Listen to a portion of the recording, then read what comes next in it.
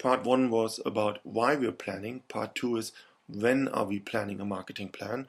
This is part of the introduction to marketing planning and to writing a marketing plan, followed by a walkthrough of the marketing plan.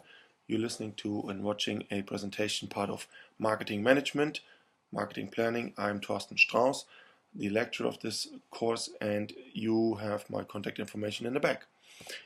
So coming to when to plan. Now this is basically the pyramid of an organizational structure. We have here on the right the level of organization and on the left the aggregation of the level. And it is really important to understand that a company is not just one block basically. It is not a homogeneous group of people. There are different layers of management and there's different departments, and all of these have different planning needs. Now let's go from the top down.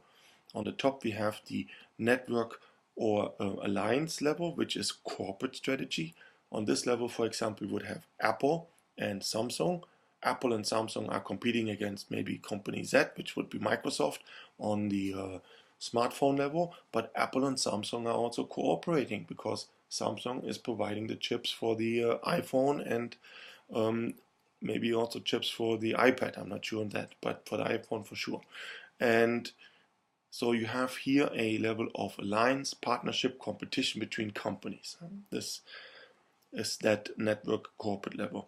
On the next level you would have the corporate level of this company. So you take one company, and if the company is pretty big, it has different business units. So here we see 4 business units, and that would be then the group level. So here is the headquarter, and these are the different subsidiaries or groups, and that is the business unit planning you would do on this level. Should we continue with the business unit? Should we divest it? Should we acquire other business units? And this is the type of planning you do on that level. If you go down, then you have the business level. One business unit split by the departments and the value chain of this business unit. If you are small and you don't have different business unit, then basically this is your corporate level. The corporate level becomes this. There's no second layer between corporate and business because you only have one business unit, one type of business, and so you won't have this corporate group level. That's what you often hear when somebody says we had headquarters. That means they're sitting in the charge of the company and they're overseeing different business units, which could be business units by function, such as software, hardware, other products. Could be also for conglomerates, life science products such as vitamin pills, could be heart medicine, could be surgery equipment, could be if the corporate is really, the company is really divested in all kinds of fields. Some companies are not in just one industry. These could be very different business units. On our level now, on the functional level, we are taking what the business unit has in terms of departments such as HR, finance, and operations, very important, and then sales and marketing.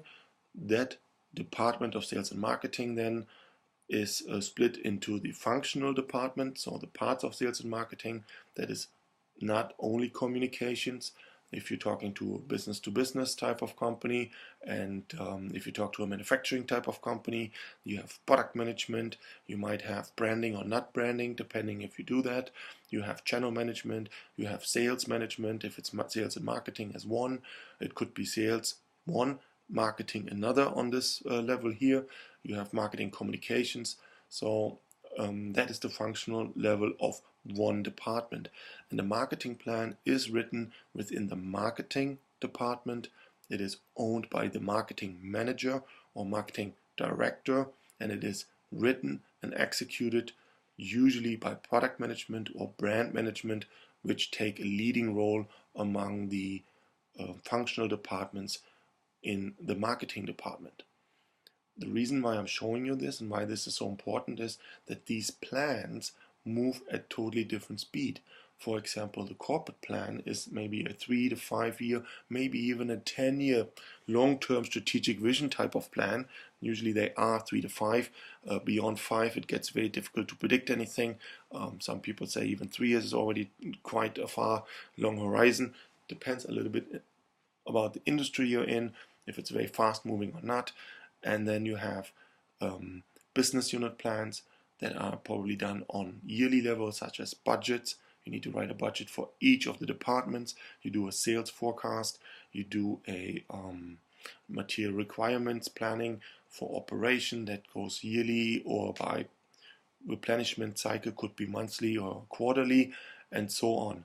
The marketing plan now is maybe split a little bit. It could be on strategic level, then it would move up and be discussed here and on company level, or even on company level or business unit level, depending how many business units you have. So it could be a business unit type of strategy. That part might be more long-term, 3 years, so that the beginning part of the marketing plan does not change so much, but the end part, the execution part, is called maybe communication plan, it's maybe called advertisement plan, it is called maybe marketing activity plan, it could be a product plan or product portfolio plan, including forecasts and so on. And these activities usually are scheduled and planned on yearly level. So you see like a autobahn or highway with different speeds in different lanes. The different plans move in different speeds and are interacting with each other. And this interaction is really nicely shown here. So we have from top down, the corporate plan drives the division plan, business unit plan that drives the business planning of the different department, and that drives really the marketing plan.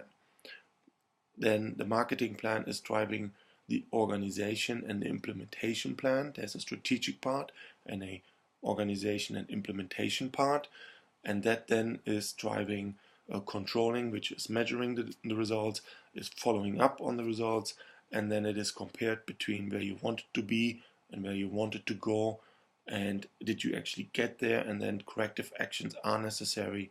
You either correct on the implementation part of the plan, you take corrective actions of how to do it, or you might even go further and review the strategic part of the plan, actually of what you target and why you're doing it. So what's the difference, of these plans? I already talked about there's a difference in speed that we have here, but there's also a different purpose. The corporate plan is more on corporate level, really on high level. The business plan is on the unit scope, and the marketing plan is on the functional scope. What is in it? The corporate level is about direction, it's about the focus of the company. Like I said, do we want to divest a certain production line? Do we want to divest a portfolio or a business unit? Do we want to pull out of a geographical region or enter a new market? These are the corporate level types of decisions. Also, do we want to reposition ourselves? Do we want to take a different value proposition? Do we want to maybe expand towards a low cost value proposition or lower cost value proposition? Are we taking significantly change? Are we going under significant changes from the external environment that maybe forces us to change our value proposition? Value proposition is what you're offering towards your target customers and what the target customers are seeing in you. Could be service, could be best product, best service, or lowest cost. So those are three options. There's more options and more combinations. We will get into that in a later time. And it talks about the priority of the business. The business unit is more about the competitive approach. That is already how to deal with competitors, really the positioning in the market. So value proposition could be we're offering a smooth Coca-Cola, and then the positioning would be this is the Coca-Cola for families, Coke, or it would be this is the Pepsi-Cola for the next generation, the individual, the adventure, and that would then be Pepsi. So you see it's both Coca-Cola, both are offering refreshment, but the positioning, one is family orientation and friends and togetherness, and the other one is excitement, individualism, and adventure. At least that is what they historically position themselves. Now, it also talks about which markets are served, and this gets then in the details. The allocation of resources, implementation plans. Then on marketing level, we're really talking about short to medium range on the execution end, but the strategic part of the marketing plan touches on business and corporate things.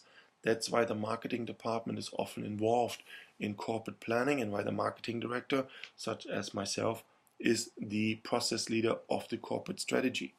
But that is a different discussion for a different day. It is about the functional scope. We're talking about the 3 to 7 P's, and that is product, promotion, price, and place. The other 3 P's would be then physical evidence, people, and process. These are for services marketing, the intangibles like cutting hair, transportation, things where you don't get a physical good. Other elements would be branding strategy, channel, logistics, distribution, communication. That is all part of the marketing plan. That is the end of when to plan. The next part would be the process of planning. Just a few words about who I am. You can contact me on LinkedIn. Here is the address, Thorsten Strauss. Twitter, how to market.